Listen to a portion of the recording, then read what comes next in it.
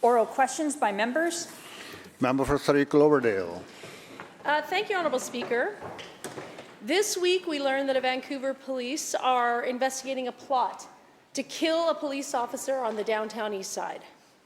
An internal email reported in the media stated, quote, "An unknown group of young men were considering a plan to kill a police officer," end quote. This threat is coming after a series of serious attacks on VPD officers. A pair of officers set on fire, and another officer slashed with an edged weapon. This week, Mr. Speaker, members of the BC Police Association came to Victoria, and they asked for support for 7 priorities related to health, wellness, and the safety of their members. Will the Premier stand up today and commit to following through on all 7 of those priorities?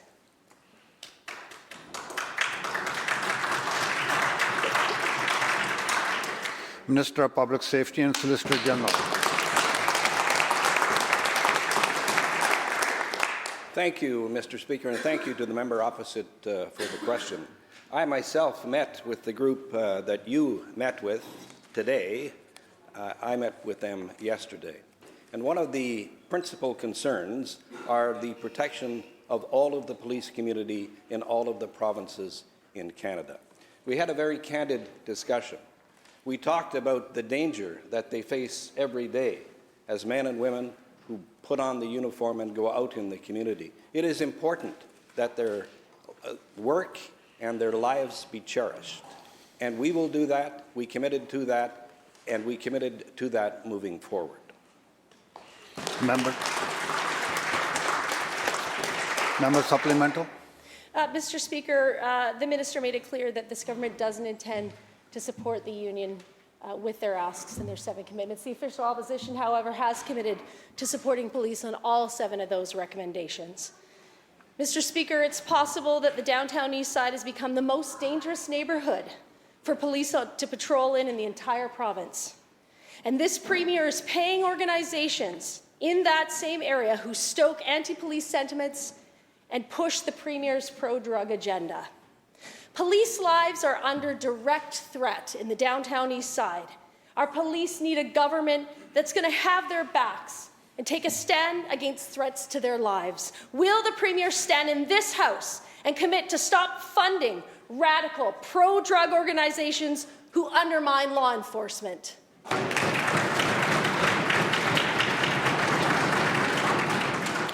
Minister. Thank you, Mr. Speaker. To the member opposite, she makes a lot of noise, but not a lot of sense.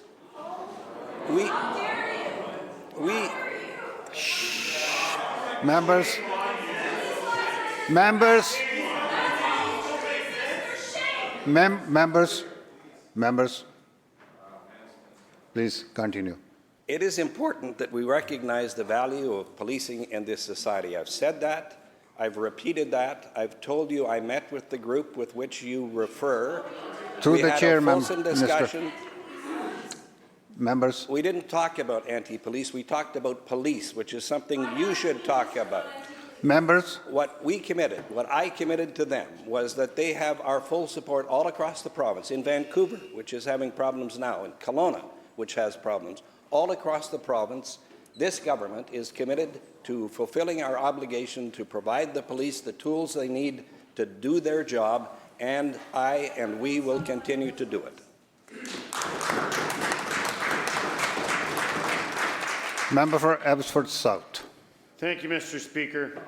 Last week, we called on the Premier to join us and the Jewish community in condemning anti-Semitic comments made by recently elected Vancouver Councillor Sean Orr.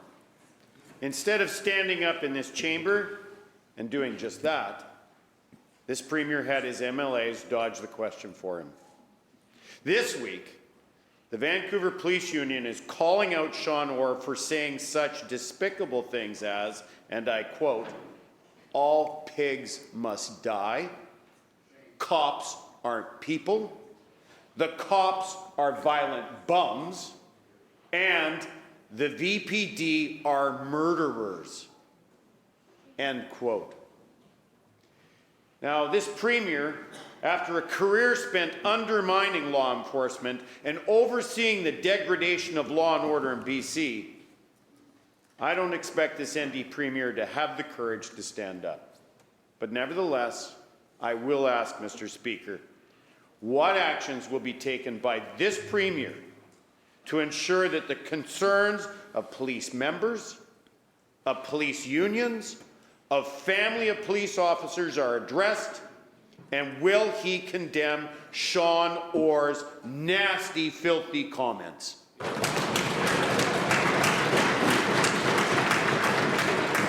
Solicitor General. Thank you, Mr. Speaker. The comments of Sean Orr are of Sean Orr. He doesn't represent anything that we believe in. We, on this side of the House, believe fervently that free speech is important. He will face the electorate.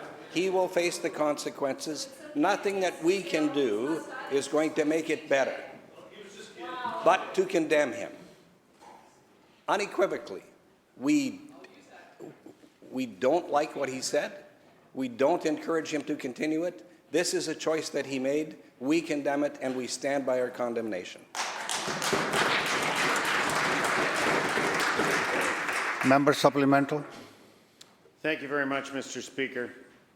I think that most British Columbians would expect their Premier to stand up and condemn comments like, and I quote, "all pigs must die and cops aren't people," end quote. It's not a huge ask, Mr. Speaker.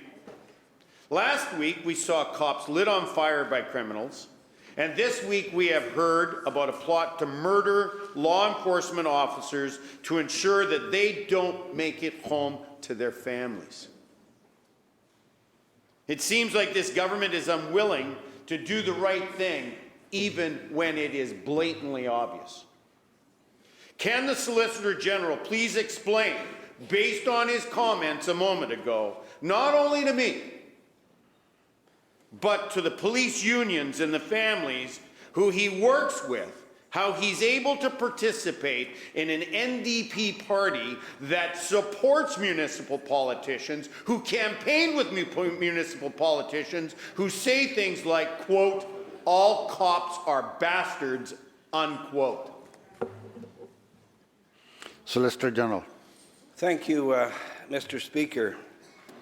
It is always important that we defend the police. I don't know how I can make it clearer to you that that's what we do. Through the chair, Every members. day. Through the chair. We respect, we provide the police with the tools that they need to do their job. I meet with them regularly. I know that they know. Members. Members.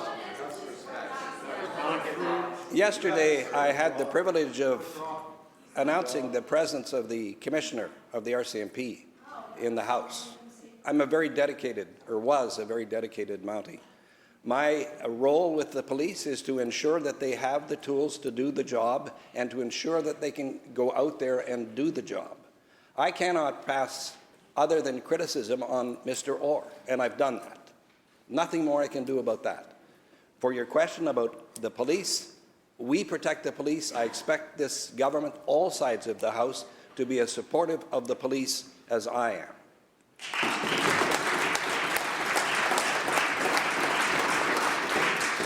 House Leader of the Third Party. Thank you, Honourable Speaker.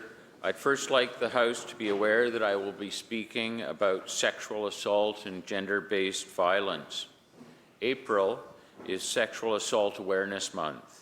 Across the province, a patchwork of policies and organizations support survivors, but more work is needed.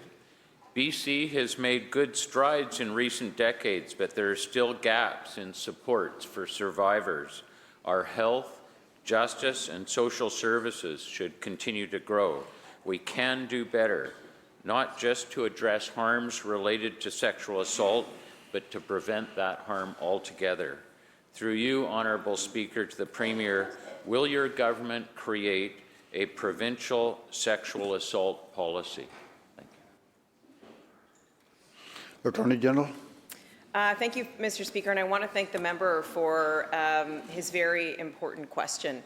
As a government, we've been investing on frontline services like sexual assault centres, making sure we have a gender-based violence action plan that is reaching across government to respond to this very horrific crime and assault on people. It's something that, as Attorney General, I take so seriously that I've asked Dr. Stanton to do an independent review of our justice system, every level of our justice system, to understand why it is that this is such an underreported crime.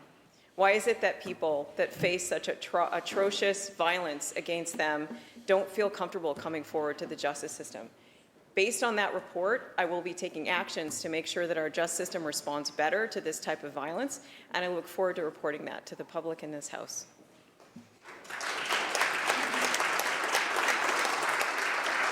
Member supplemental. Thank you, Honourable Speaker. The misuse of non-disclosure agreements continues to allow instances of harm to be swept under the rug. Initially designed to prohibit the sharing of trade secrets, NDAs, as they're called, have become tools to silence victims of workplace discrimination and harassment, including sexual harassment, racism, and ableism. The misuse of NDAs silences and isolates those who have been wronged. The BC Green Caucus has previously introduced legislation to address this misuse, and this government has committed to doing the same. Through you, Honourable Speaker, to the Attorney General, what is the timeline for introducing legislation to ban the misuse of non-disclosure agreements? Attorney General. I want to thank the member again for a very important question. We too have, and I think I've spoken in this House before, about the use of NDAs and how they can be important legal tools and they can be used inappropriately. And I agree with the member that we have a lot of work to do when it comes to bringing clarity to the law there, so it's not misused to silence victims and to try to silence the behavior that we would all condemn in organizations. And that's why we've taken a few actions, Mr. Speaker, and one is to strengthen our whistleblower protection laws to make sure that if you are part of an organization and you want to disclose something that's happening, that you are protected from that disclosure. And we're also taking steps right now. My legal team is hard at work with the Uniform Law Conference, thinking about what a model piece of legislation might be to make sure that we can protect against the misuse of NDAs and only have them in our system when they're used appropriately and in the correct times. That work is underway, and I expect that we will have policy answers either in the fall or the spring of next year. Thank you.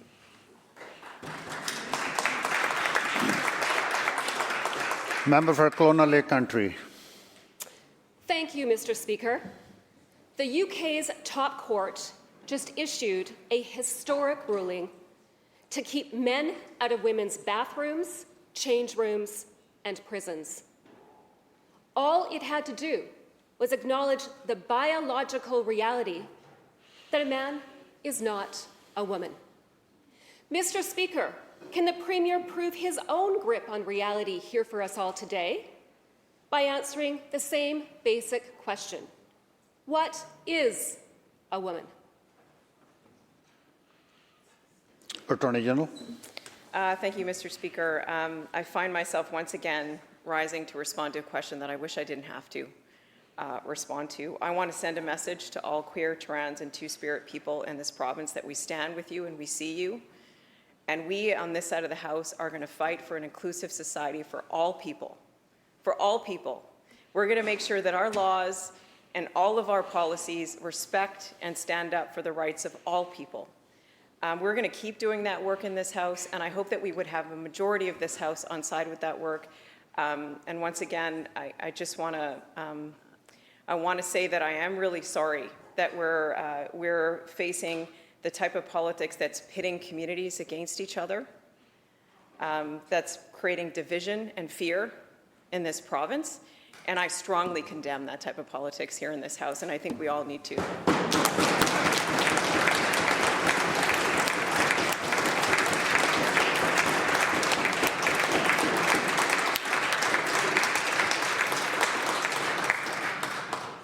Member supplemental.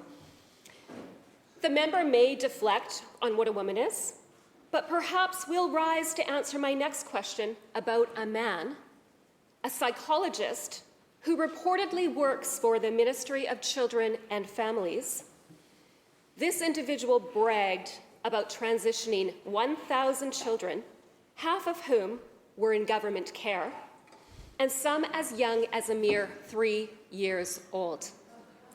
The same person is on record coaching kids to threaten suicide to access harmful and irreversible gender transition procedures. So my next question is actually very simple. It really is just a yes or a no answer. Will this Premier finally ban the brainwashing, sterilization, and mutilation of our precious children by these so-called medical professionals? Attorney General. Thank you, Mr. Speaker. There can be no simple yes or no to the type of hate that was just raised in this House right now. The type of hate that seeks to deny an identity of people and seeks to create this cloud of fear and mistrust and misinformation about what that identity is in this province. Again, I condemn it, Mr. Speaker, and I hope the whole House would stand in condemning that. To trans people in this province, we see you, we support you, we will fight for your equality, and we'll fight for safe places for you to show up across this province. Thank you, Mr. Speaker.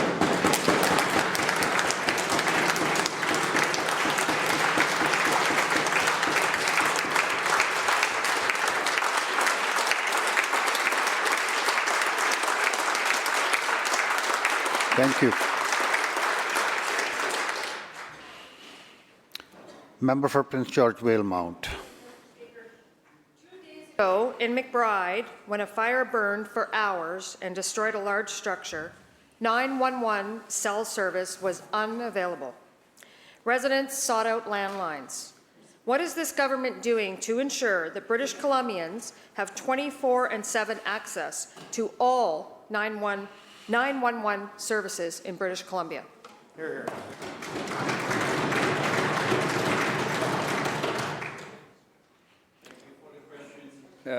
Minister. Speaker. Minister Minister. Emergency services is important, and of course, we'll make sure that is the case for the entire province. And we are ensuring that 911 services are available for all British Columbians. And we have the call boxes on highways that we install for emergency. And we also have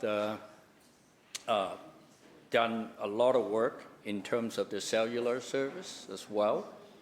Even though cellular service is not the responsibility of the provincial government, it's under the federal government, under the CRTC. And we have devoted $90 million so far to encourage service provider to provide cellular service on our highways and also in the community. Thank you, Minister. Thank you. Member supplemental. I'm glad we're encouraging that essential service. Many feel that there are two British Columbias. One, where ERs are open and all 911 services are available and call-outs are responded to. Another, where ERs are closed, they have long waits, and 911 services are unreliable. 2 days ago, British Columbians in my riding learned they lived in the second BC. They pay the same taxes as every British Columbian. My question, when will this government support rural, remote, and Indigenous communities and ensure they get the same standard of treatment as BC residents who live in multi-million-dollar mansions in Point Grey?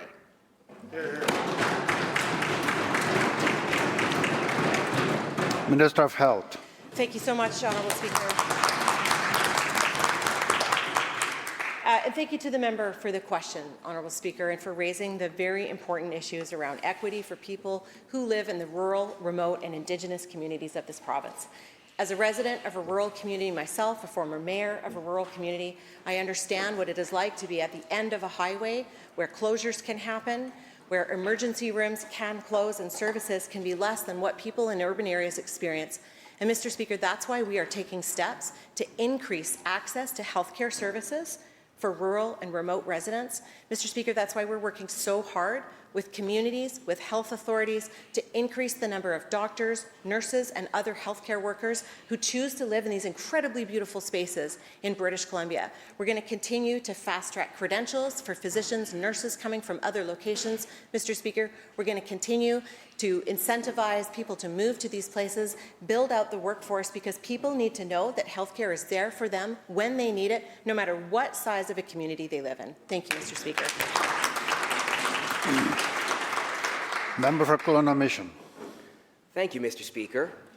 The Minister of Energy lost an election in 2013 on his opposition to expanding the Trans Mountain Pipeline to diversify away from the U.S. market. As Attorney General, the Premier tried every tool in the toolbox to block it. Now, there's talk of expanding the pipeline again. Can the Minister of Energy and Climate Solutions confirm whether he's working with all relevant authorities to expedite a second expansion of the Trans Mountain Pipeline and the dredging of Burrard Inlet to allow fully laden tankers to take Team Canada oil to diversified markets? Minister of Energy.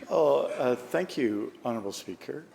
The TMX pipeline, of course, was a matter of considerable public debate over time. But it's built. It's been built with massive investment of public dollars in our country. It was built, I think, neighborhood of $25 billion. And it's my view, Honourable Speaker, that given that public investment, that private investment, and the importance of energy issues, that we should use, Honourable Speaker, what we've built to the fullest possible extent. We built it, we paid for it, we should use it. Member supplemental. Thank you, Mr. Speaker. The Minister misspoke. The cost of the pipeline was $34 billion, and it was increased by his government's obstructionism. Now, we're in the middle of a trade war, and the Minister of State hasn't risen once. Minister of State for Trade hasn't risen once to defend this government's record. But the numbers don't lie. The NDP government of the 90s took the U.S. share of BC's exports from 40% up to 70%. By the time this NDP government took power in 2017, the BC Liberals had driven exports to the U.S. back down to 52%. Over the last 8 years, there has been virtually no change.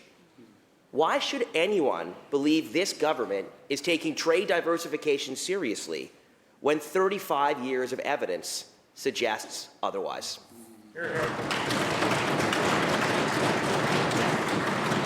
Minister of State for Trade. Well, thank you, Mr. Speaker. Mr. Speaker, this member may not be aware, but a couple years ago, we initiated a trade diversification strategy, and we're working right now on expanding and enhancing that strategy. And if we're looking for results, Mr. Speaker, you just need to look at the data between 2023 and 2024. You look at exports going out to different countries. United Kingdom, exports from BC are up. Germany, exports from BC are up. Taiwan, exports from BC are up. South Korea, exports from BC are up. Australia, exports from BC are up. So, Mr. Speaker, we're taking this diversification very seriously on this side of the House, and I hope the member can recognize that. Thank you very much.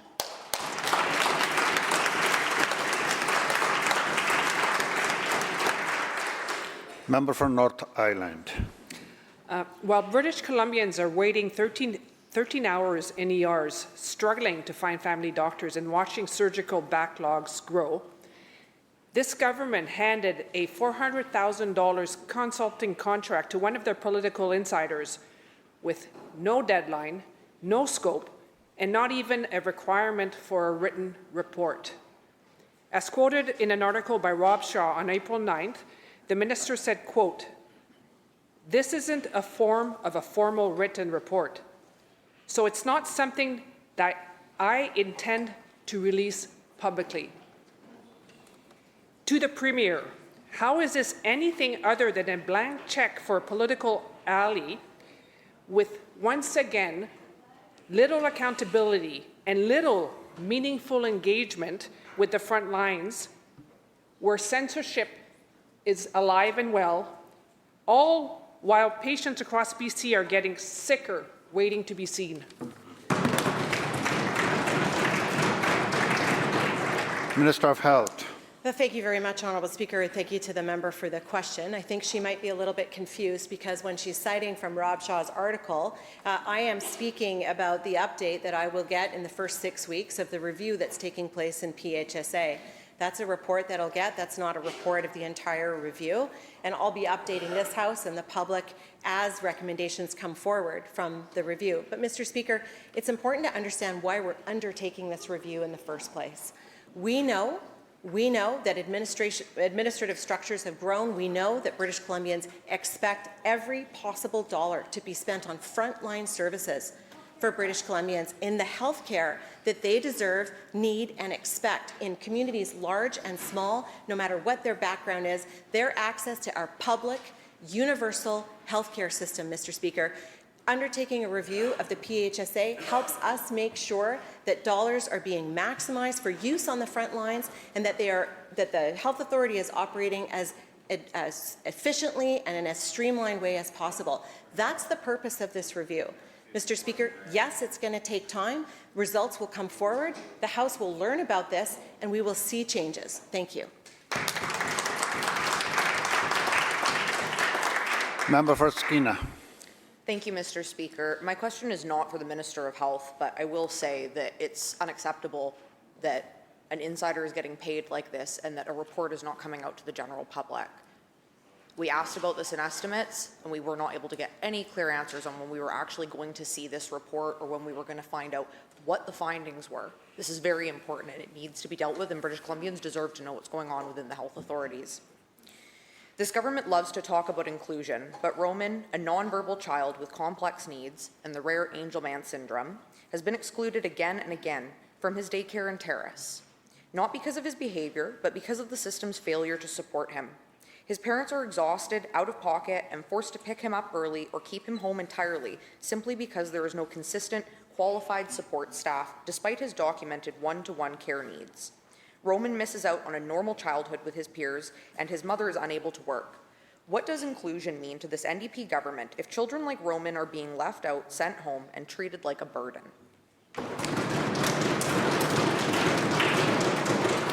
Minister of Education. Thank you, Honourable Speaker. And I absolutely want to recognize that parents and families with children with complex needs face complex situations here in our province, and we know that they can face unique challenges when accessing childcare. It is so important that we provide the supports needed in the system to ensure that kids like Roman are well supported in care. The member talked about training for staff to ensure that we can provide those supports. And I want to let the member know that we have programs to train providers on inclusive childcare practice and policies, and we have ongoing online training as well for ECEs on inclusive childcare practices so that they can augment education that they may have received in the past. We want to help families find and their children find childcare with those needs and with providers by helping to develop those systems. I know more work needs to be done, absolutely, in the system, but we are committed to doing that work. Thank you. Member for Caribou-Chilcotin. Well, thank you, Mr. Speaker. The government keeps insisting that $10 a day daycare rollout is on track, but former supporters are now saying otherwise. Katrina Chen, former Minister of State for Childcare, said, and I quote, This is not what the NDP promised in 2017, nor the plan recommitted in 2020, end quote. If the government won't listen, Mr. Speaker, to the opposition, will they at least listen to their former NDP minister and admit their failure to delivering childcare in this province?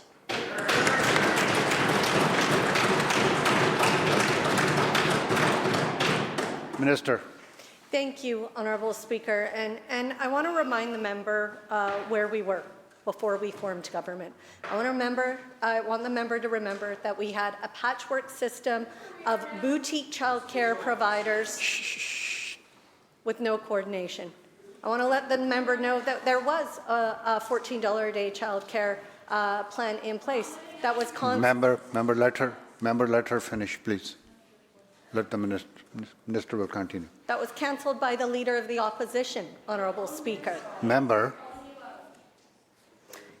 Look, I know the members across the way don't want to recognize the record of the Leader of the Opposition. I know it's hard to realize. Members, come to order, please, now. It's Minister really will conclude. interesting when I look at the front bench, Honourable Speaker. BC Liberal, BC Liberal, BC Liberal, BC Liberal. Those are who are asking, the questions. Remember that, Honourable Speaker. Honourable Speaker, we have reduced childcare fees for families all across this province from $47 a day, which is what we inherited when we formed government, to now an average of $19 a day.